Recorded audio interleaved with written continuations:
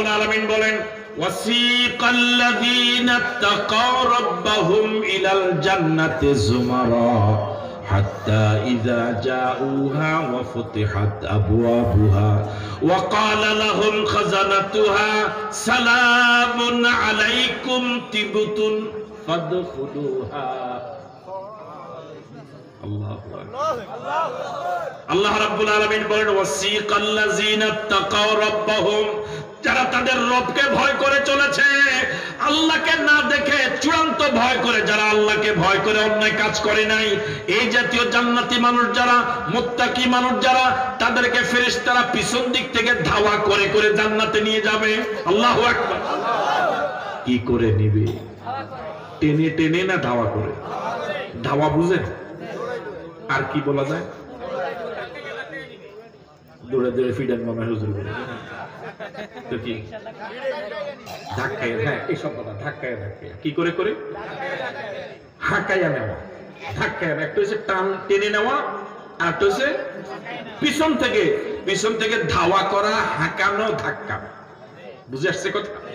আবার শুনেন আল্লাহ রাব্বুল আলামিন বলেন ওয়াসিকাল্লাযীনা তাকাও রাব্বাহুম, যারা রবকে ভয় করে চলেছে তাদেরকে পিছন দিক থেকে ধাওয়া দিয়ে, হাঁকায়া, ধাক্কা দিয়ে দিয়ে দলে দলে জান্নাতে নেওয়া হবে। আল্লাহু আকবার।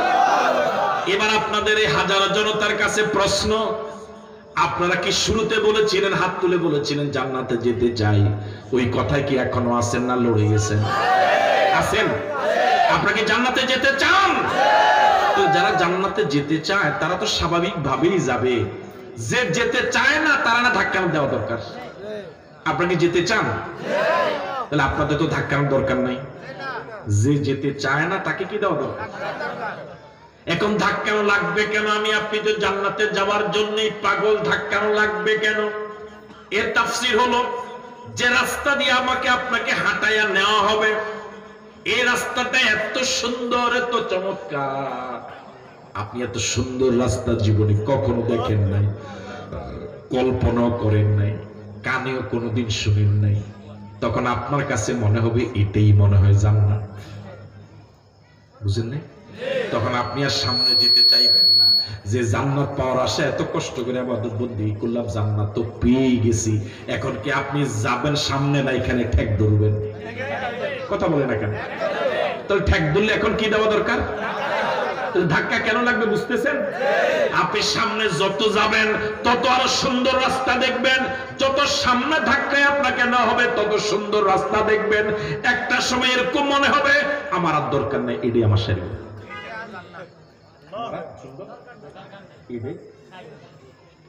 শেষ পর্যন্ত ফেরেশতারা ধাক্কা দিবে জোরে, বান্দা উঠ, উঠো বান্দা, এটা জান্নাত নয়, জান্নাত আরো সুন্দর, জান্নাত আরো সামনে। আল্লাহু আকবার। হাত্তা ইজা জাউহা, এভাবে ধাক্কা হাঁকানোর পরে, এভাবে ধাওয়া দিয়ে দিয়ে যখন আপনাকে জান্নাতের দরজা নিয়ে যাবে, এখন আপনি কোথায়? কথা বলে না কেন? কোথায়? আপনি যখন জান্নাতের দরজায়, ওয়া ফুতিহাত আবওয়াবুহা, আপনি যখন জান্নাতের দরজা গিয়ে দাঁড়াবেন, আপনার ইজ্জতে মালিক জান্নাতের দরজা অটোমেটিক খুলে দিবে। এবার বলুন তো, জান্নাতের দরজা খোলা না বন্ধ? আসতে বলেন। এখন কি ঢুকে যাবেন? বাঙালির একটা খাসিয়ত, দরজা বন্ধ, দরজা ঠিক হাঁটাই যায়, আর খোলা থাকলে তারা জন্য আপনাকে এত দূর বিভিন্ন কি বলে ব্যবস্থাপনার মাধ্যমে এখানে আনা হয়েছে। এখানে কি একটা ব্যবস্থাপনা আছে না? ফেরেশতাদেরকে নিয়োগ করা হবে, ফেরেশতারা আপনাকে এখানে ওয়েলকাম জানাবে, স্বাগতম জানাবে, সম্ভাষণ জানাবে। আপনাকে ফেরেশতারা বলবে সালামুন আলাইকুম তিবতুন, আপনাকে সালাম জানাবে, ওয়েলকাম জানাবে। বান্দা, যে জান্নাতের জন্য এত কষ্ট করেছো দুনিয়ায়, আর ঘুমাচ্ছিলে, পরিশ্রম করেছো, একামতে দিনের পথে টাকা পয়সা খরচ করেছো, জীবন দিয়েছো, অর্থ দিয়েছো, খরচ করেছো, ওই জান্নাতের দরজায় এসেছো। এবার তোমার প্রতি সালাম, তোমার প্রতি সালাম, ফাদখুলুহা, এবার তুমি সেই জান্নাতে প্রবেশ করো। আর জোরে করো আল্লাহু আকবার। এবার কি জান্নাতে ঢোকার অনুমতি পেলেন? কথা বলে না কেন? অনুমতি পাওয়ার পর যখন আপনি ঢুকবেন, হঠাৎ মাথায় একটা চিন্তা আসতে পারে যে জান্নাতে ঢুকার একবার অনুমতি পেলাম, কয়দিন পরে যদি আবার বের করে দেওয়া হয়, সাথে সাথে জবাব আসবে এই জান্নাতে যে একবার ঢুকবা আর কোনোদিন বের হওয়া লাগবে না। আল্লাহু আকবার। এবার জান্নাতে ঢুকছেন, কথা বলেন না, এখনো ঢুকেন নাই? এবার আমরা একটু জান্নাতটা ঘুরে দেখি জান্নাতটা কেমন। এই অল্প ঘুরে আবার চলে আসবে। জান্নাত তো অনেক বড়, ঘুরতে অনেক সময় লাগবে। আল্লাহ রাব্বুল আলামিন বলেন ওয়াসারিউ ইলা মাগফিরাতিম মির রাব্বিকুম ওয়া জান্নাতিন আরদুহাস সামাওয়াতু ওয়াল আরদ। ও বান্দা, প্রতিযোগিতা করো আল্লাহর কাছ থেকে ক্ষমা পাওয়ার জন্য, আর ওই জান্নাত পাওয়ার জন্য প্রতিযোগিতা নেমে পড়ো যে জান্নাতের পাশ আকাশ এবং জমিনের সমান। জোরে বলেন আল্লাহু আকবার। এবার বলুন তো জান্নাতটা ছোট না বড়? সবাই বলেন। তাহলে যে জান্নাতের পাশ এত বড়, দিক না জানি কত বড়। আল্লাহু আকবার। রাসূল কারীম সাল্লাল্লাহু আলাইহি ওয়াসাল্লাম বলেন সর্বশেষ যে ব্যক্তি জান্নাতে যাবে 10 পৃথিবীর সমান জায়গা রব্বুল আলামিন তার জন্য জান্নাতে বরাদ্দ রেখেছে। সুবহানাল্লাহ। কয় পৃথিবী? 10। তো কাজে করে করে অল্প জায়গা 10 পৃথিবীর সমান। আল্লাহ বানাইছে না বানানো হবে? আরো জোরে বলেন। এখন আপনি যদি মনে করেন এত জায়গা দিয়ে আমি করব কি, আপনি যখন জান্নাতে যাবেন তখন আপনার মনে হবে যে এত বড় জান্নাতে আমার দরকার ছিল। তখন আপনি বলবেন রব্বানা মা খালাকতা হাযা বাতিলা। ও আল্লাহ, তুমি কোনো কিছু অনর্থক বানাও নাই, 10 পৃথিবীর সমান দুনিয়ার জান্নাত আমার দরকার ছিল। জোরে বলেন আল্লাহু আকবার। এবার জান্নাতে পাবেন কি?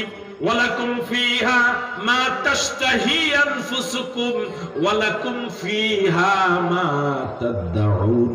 যে জান্নাতে আমি আপনি ঢুকলাম, ওই জান্নাতে যখন চাইবো যা চাইবো চাওয়া মাত্রই সব হাজির হয়ে যাবে। জোরে বলেন আল্লাহু আকবার। যে জান্নাতের সংক্ষিপ্ত বর্ণনা আমরা দুনিয়া থেকে কবর, কবর থেকে হাসর, হাসর থেকে জান্নাতে গিয়ে দেখলাম। এই জান্নাতে এখনো কি আগের কথা একমত আছেন যে জান্নাতে যেতে চাই? তাহলে গোলামি করা লাগবে কার? আইন মানা লাগবে কার? সিদ্ধান্ত নিতে হবে আল্লাহ বিরোধী কোনো আইন মানবো না। জীবন যদি চলে যায় ইমান বিক্রি করবো না। রাজি আছি? কারা কারা রাজি? দু হাত তুলে দেখান।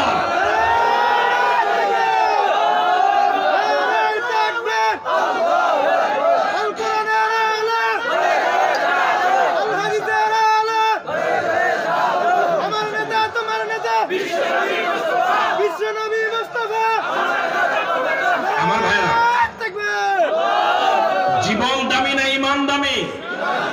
আওয়াজ দিয়ে বলেন, জীবন দামি না ইমান দামি? জীবনও দামি, ইমানও দামি। তবে বেশি দামা কোনটা? ইমান রক্ষা করার জন্য যদি জীবন সম্পদ ব্যয় করা লাগে, বিলিয়ে দেওয়া লাগে, এটার নাম মরণ নয়, এটার নাম জীবন। আর জীবন বাঁচাতে গিয়ে যদি ইমান বিক্রি করা লাগে, এটার নাম জীবন নয়, এটার নাম মরণ। যারা দিন কায়েমের জন্য যারা নেমে পড়ে মরার জন্য, ওরা মরে না, বরং বাঁচার জন্য যারা ঘরে থাকে তারা মরে। ঠিক নয় কি? ইমানদার মরে একবার, মুনাফিক মরে বারবার। দুনিয়াতে জীবন নিয়ে যেহেতু এসেছি, বেশি দিন জীবন চিরস্থায়ী ভাবে থাকা যাবে না, অবশ্যই মরা লাগবে। টাকের চাকার নিচে ফিস্ট হয়ে ব্লাস্ট ফায়ার হয়ে না মরে দিন কায়েমের জন্য আল্লাহু আকবার বলে বাতিলের সামনে মাথা নত না করে জীবন দেওয়ার ভিতরে অনেক সম্মান। এই জমিনে দিন কায়েমের জন্য যদি জীবন দেওয়া লাগে, আমরা কি পারবো দিন কায়েমের জন্য জীবন দিতে? কারা কারা পারবো? দু হাত তুলে দেখায়।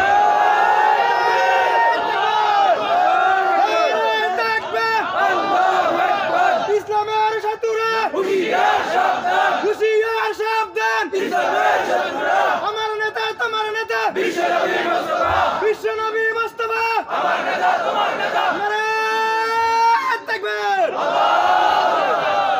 হুঁশিয়ার সাবধান না কইয়া এটা কইলে ভালো হইতো। যারা ইসলামকে কম বুঝে, ভুল বুঝে, আল্লাহ সবাইরে তুমি বুঝতে। হেরা জান্নাতে গেলে কি তোমার জান্নাতে জায়গা কম হইব? 10 পৃথিবীর সমান দিলে তুমি এটা কি দেবে? কি আছে? এই জন্য আমরা কাউকে এভাবে দূরে সরাই না দিয়ে আমরা সবাইকে নিয়ে জান্নাতে যেতে চাই। আল্লাহ কবুল করুক, বলি আমিন।